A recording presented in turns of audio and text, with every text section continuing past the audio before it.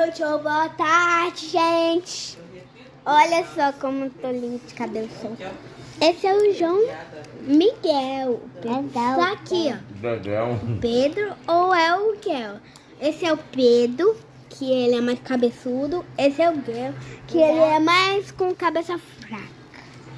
Minha mãe já tem 4 filhos. Então, eu quero fazer um pedido pra vocês, que vocês não desperdicem comida e nem lanche.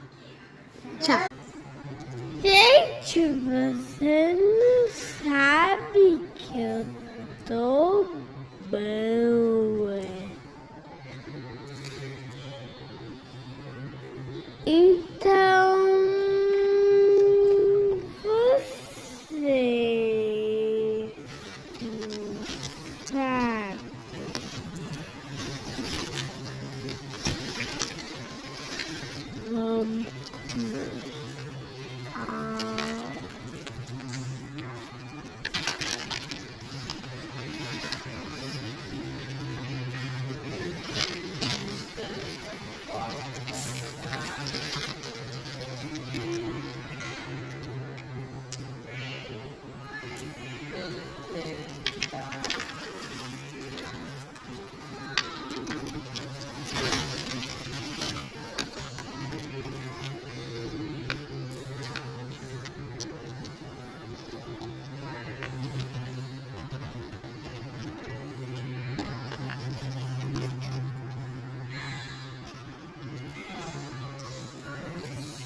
sabe.